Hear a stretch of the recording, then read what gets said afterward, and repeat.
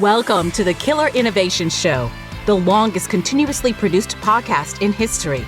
Each week, Phil McKinney brings you the insights and strategies to amplify your creativity and innovation skills. Here's your host, Phil McKinney.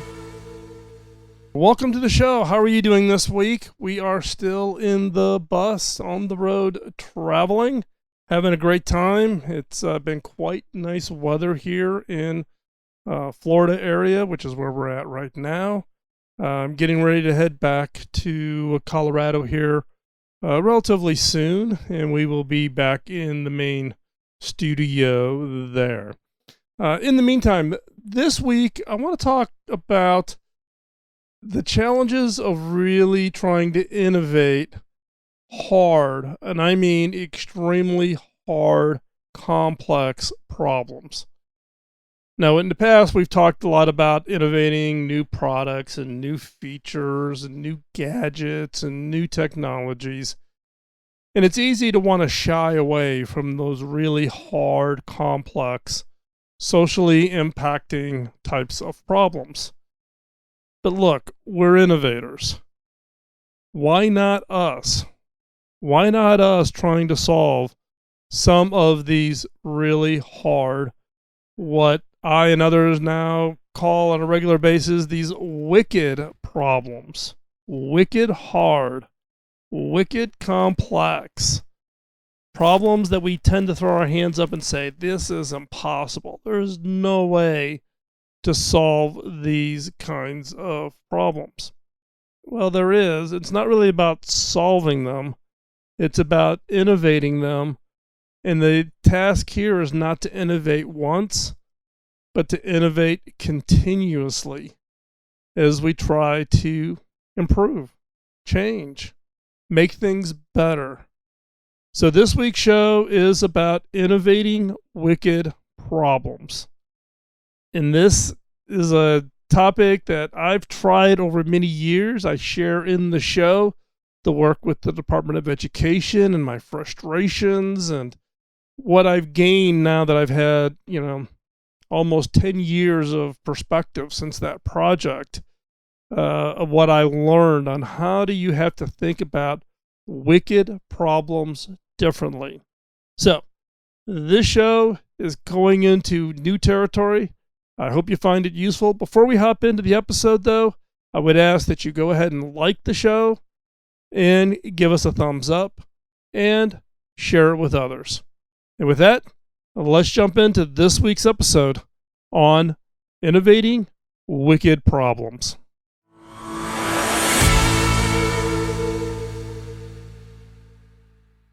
Wicked problems are those problems that are extremely difficult or impossible to solve.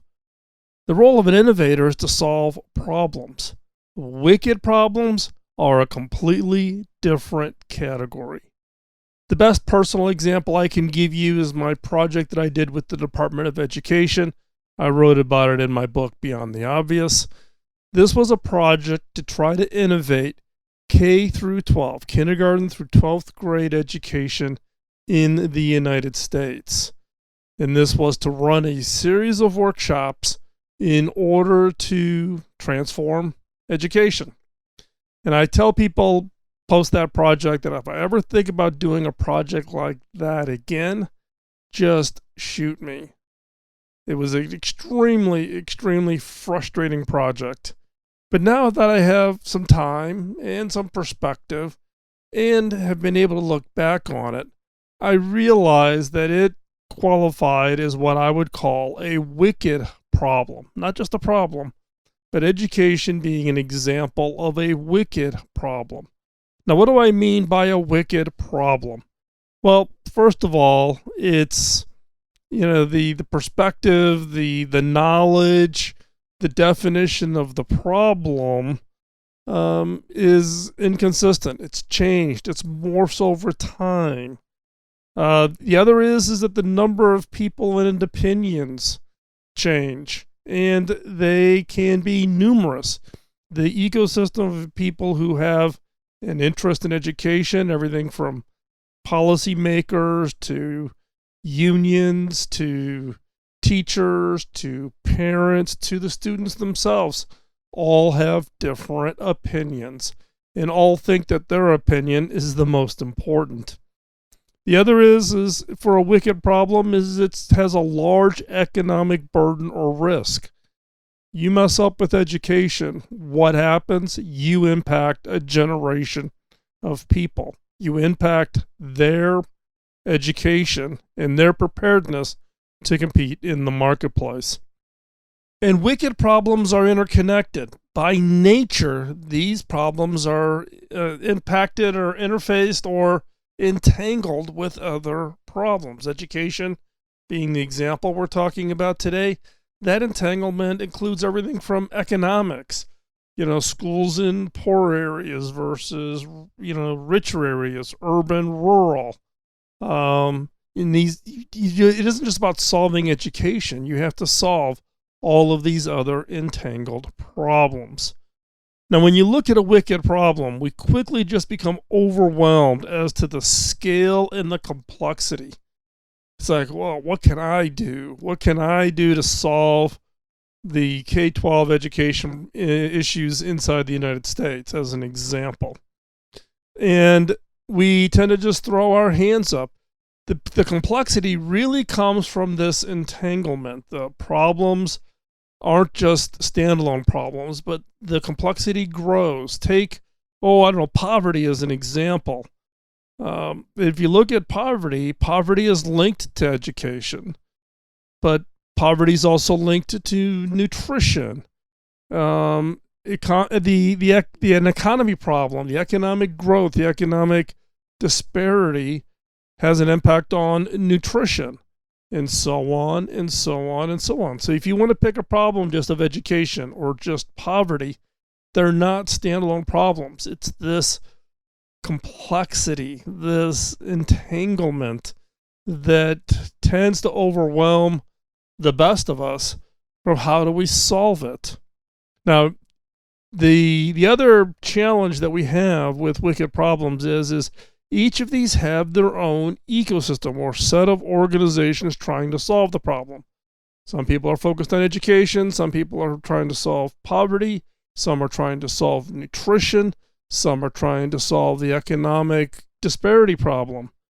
Each has their own opinion, their own definition of the problem. Well, to solve education, we fix nutrition. No, if we want to solve education, we got to solve the economy. If we want to solve education, we got to, everybody comes at it with their own perspective, their own opinion. And each believe that their perspective is correct. And this becomes part of the challenge of how do you innovate solutions to wicked problems.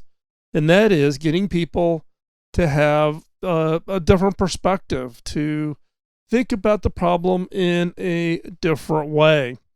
Now, there's other things that also make this a very hard kind of problem. The wicked problems are a completely unique and different category.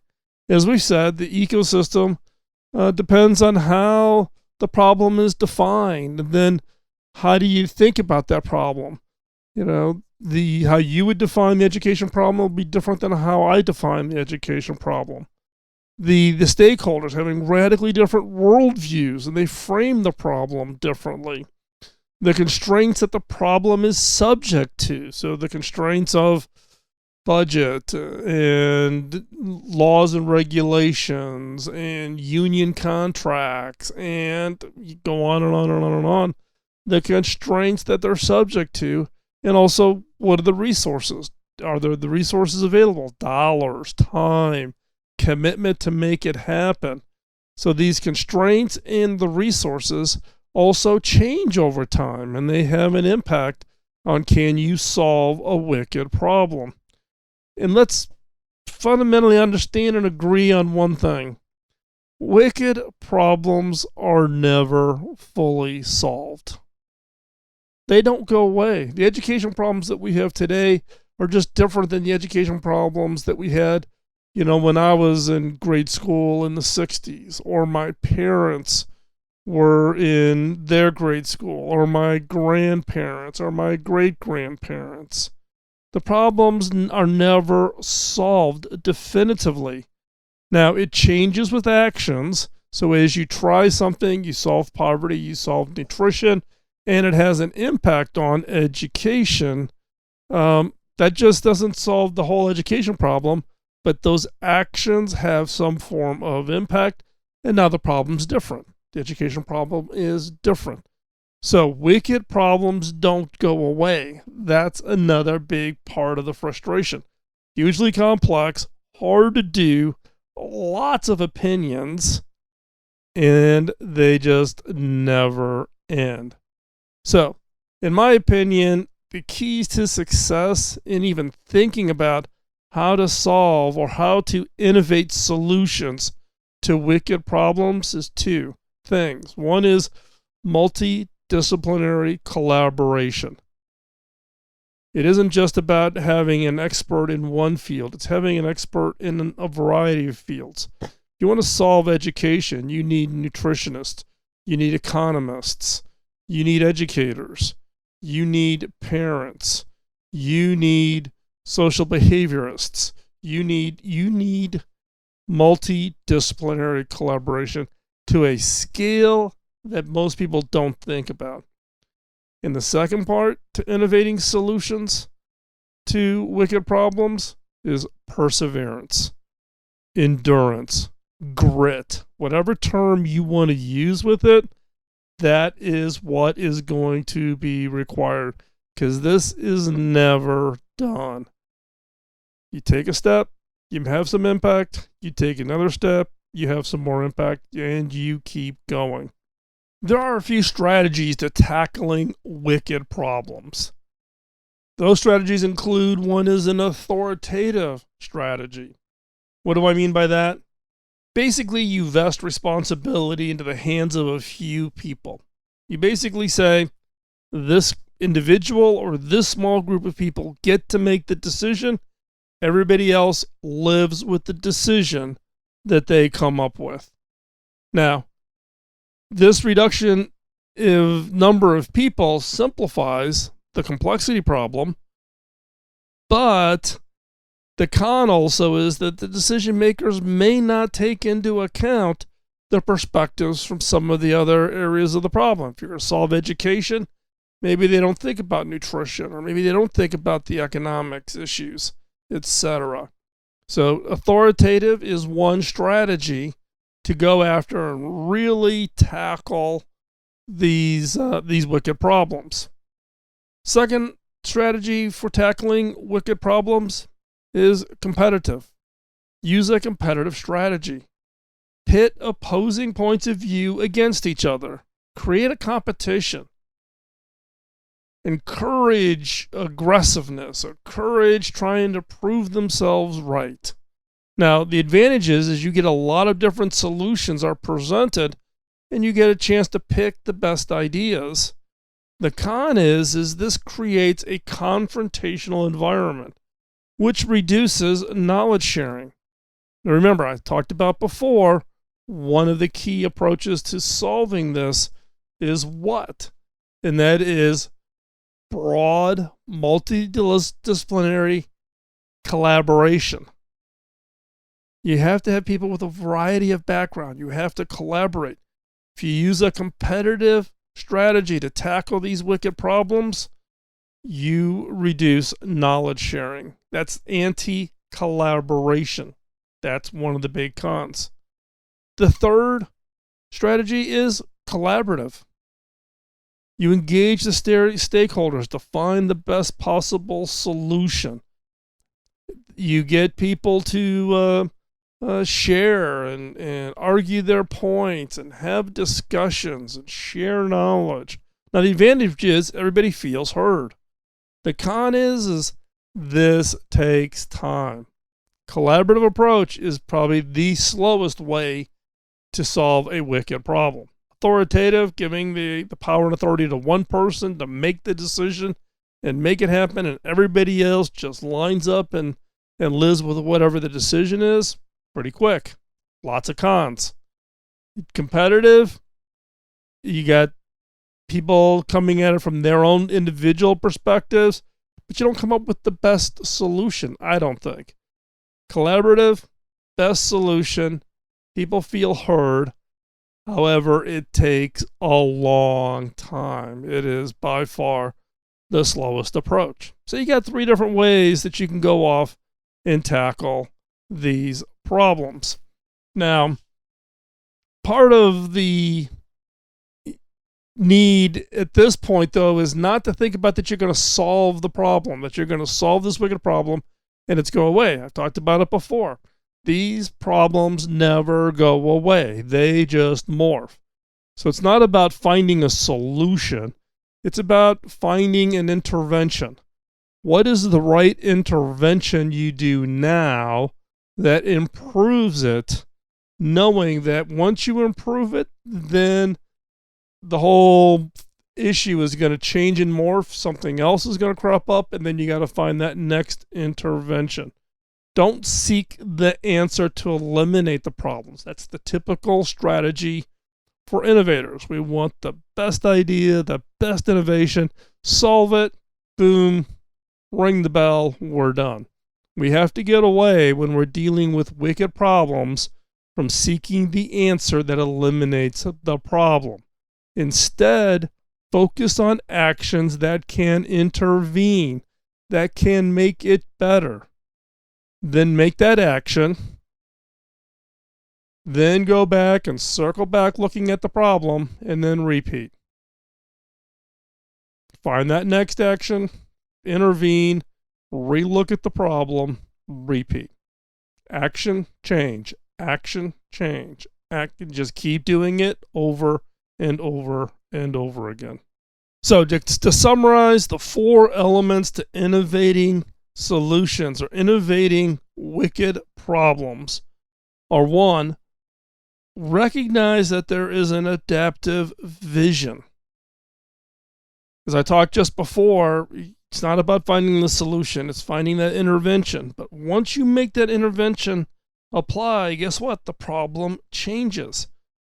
So recognize that the vision adapts. Now, this is a little bit counterintuitive, right? Because we talk about focus and clearly defining the problem and potentially creating a BHAG, that bold, hairy, audacious goal, and getting everybody to rally behind that BHAG. Well, what happens if you change that BHAG, if it's constantly changing? With wicked problems, it does change. So recognize that there is an adaptable vision. It has to be adaptable. The culture has to accept that. Now, there's a tension between clarity and then shifting goals, shifting success criterias. And that's fine. That's the challenge of wicked problems. Now, the way you can deal with that is define project values. What's the project value? In the case of education, our values that we set for the project for the Department of Education was around improving the educational experience of the students, and 2, increase the global competitiveness of the students that are graduated.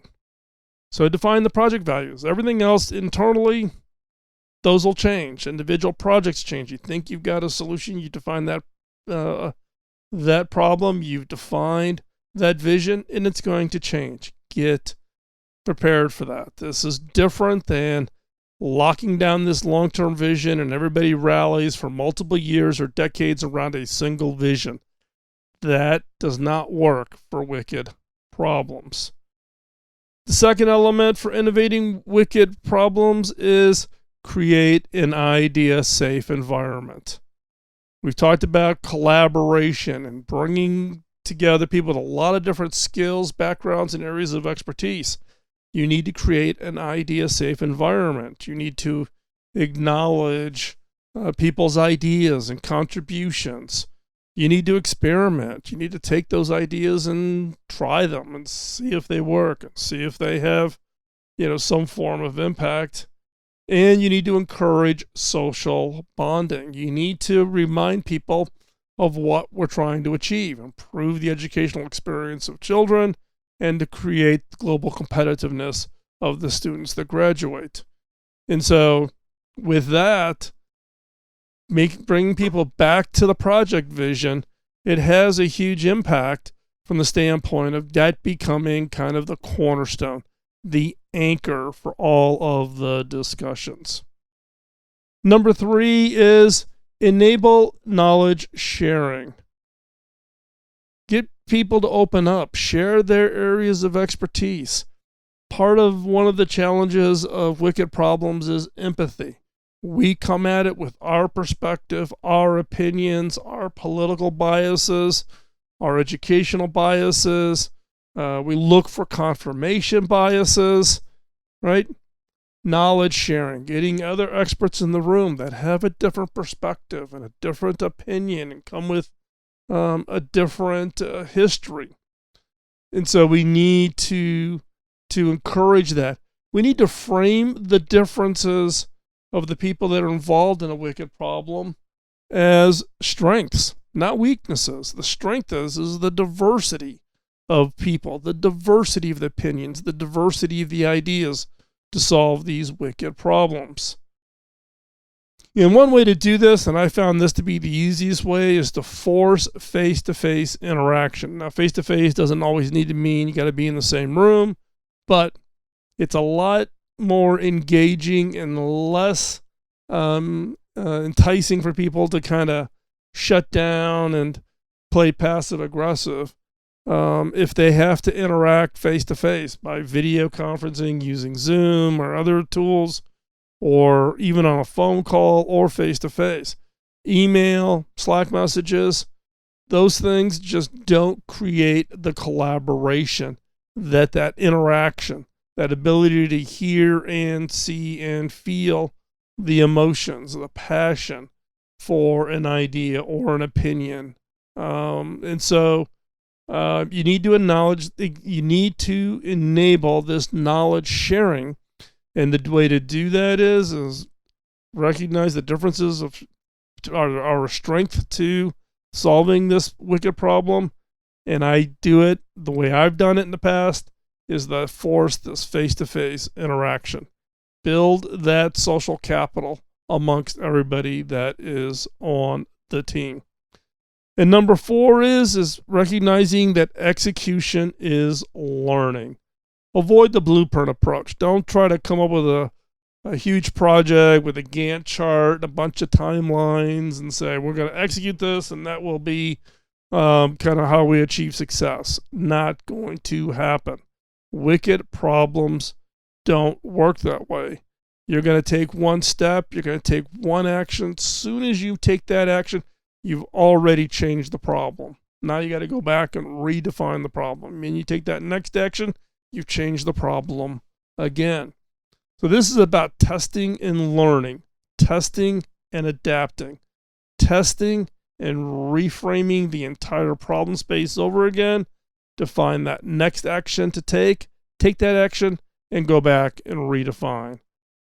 And it's about arguable changes. As if you think about execution is learning. You try something, you learn, you adapt, you execute, you learn from that, you change. The change is not just thrashing, but it's what I would call arguable changes. Changes that have some basis, have some data or some belief that people can understand and get their arms around. So changes can be changing the vision. It could be changing the entire objective of the project. It could be changing the entire approach. Be willing to change everything when it comes to these wicked problems. Now, I've had a lot of experience over the years in a lot of different kinds of wicked problems. The one I've been talking about today most prevalently is the Department of Education. You can go over to beyondtheobvious.com. You can just search for Department of Education. The entire chapter of that from the book is available online, so you can go over and get that, or you can buy the book and read all of it about in the book. That's just one example of a hugely wicked problem that has been around since the educational system was even created back in the Industrial Revolution. The key characteristics of wicked problems, though, is they are unlike any other problems you innovate. As an innovator, you are trying to solve a problem. Solve it. Solve it once. Solve it with the best idea. Solve it with an idea better than your competitors such that you win. With wicked problems, it's not about solving them. It's about impacting them and recognizing that that impact and that effort will just require to be done again and again and again. It requires, solving wicked problems requires being extremely uncomfortable. When I started the Department of Education project, I was very uncomfortable. Not an area of expertise for me. Not an area of knowledge for me. And in fact, the U.S. Department of Education never bothered to ask, but in the case of my own children, my wife and I homeschooled them from the time they were 4 years old until their first day in college. They were taught at home. So my kids never went to public or private school. We taught them, at home. Now, I went to public school as a kid. My mom was on the school board, and for a time, my mom was president of the school board. So I had that as a perspective, but as a parent, I did not have the empathy of what parents were going through in the U.S. educational model. And so I was uncomfortable. I was extremely uncomfortable. But making me uncomfortable required that I had to go out and talk to parents and hear from them and hear what was going on and hear what their current experiences were and what their frustrations were. Which leads into then what I would call solving or innovating wicked problems requires empathy for all stakeholders. You can't go in just with, I've got the problem. I've got the problem for, the economy or education or, global warming. I've got the answer. So everybody just do what I tell you to do, and that solves the. No, wicked problems is you have to have empathy. Even if you have to have empathy for the ideas you do not agree with, because you are not going to get collaboration just by getting people together who think like you. These are wicked problems. These are huge problems. You need that broader ecosystem. So it requires empathy for all stakeholders. And it requires perseverance. As wicked problems never fully go away, they just adapt and change. Which means if you are going to go after and innovate on a wicked problem, then be prepared that these problems will not be solved. They just adapt and changed, and that requires your skill and your perseverance to never stop and to keep innovating these kinds of wicked problems that we need solutions to today.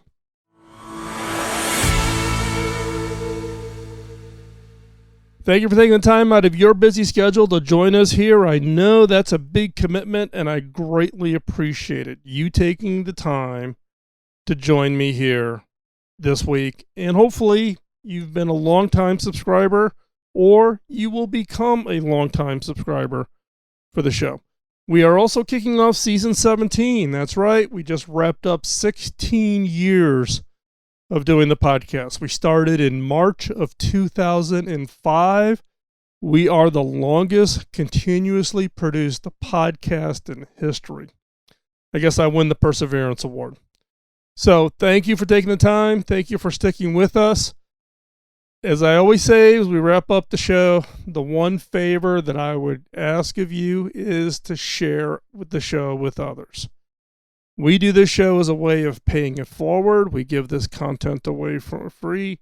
sharing you my experiences, lessons I've learned, things I've done somewhat right, things I haven't done so right, so that you can learn and benefit as you work on your own innovation initiatives, projects, building innovation capabilities within your organization. So this is my way of paying it forward, and the best way that you can help me pay it forward is by you sharing the show. You pay it forward with others. So please share today's show with somebody who you think could benefit. But I would also give you this encouragement. When it comes to wicked problems, don't shy away. Innovators can be that catalyst. As an innovator, you can be the one that helps bring together that level of collaboration from a highly diverse set of people and backgrounds and opinions to solve, to innovate some of these tough problems that we are facing. The environment, the fuels, the economy, the education. You can be the ones that innovate those solutions. And so therefore, that is the opportunity that we have before us as innovators. So don't shy away. And hopefully today's show gave you that level of encouragement. If you're interested in learning more about myself, you can hop on over to the blog over at philmckinney.com. Show notes are over at killerinnovations.com, all the show notes, links, etc. I would also encourage you to go over to Killer Innovations and click the download button. You'll put your email address in, and you'll get an email with links to all kinds of download information, and that includes everything from product draft versions, prototypes of product introduction plans, to lean canvases for innovation, to how to run a brainstorming session, and all of that is for free. So go ahead, hop on over to killerinnovations.com, click the download button, and we will send that to you. And with that, again, thank you for taking the time and joining us here today. Go ahead and subscribe. Don't want to miss any of the future shows. And again, share it with others. And with that, we'll talk to you next week. Bye-bye. Podcasting nonstop since 2005, this has been the Killer Innovation Show on the Innovators Network.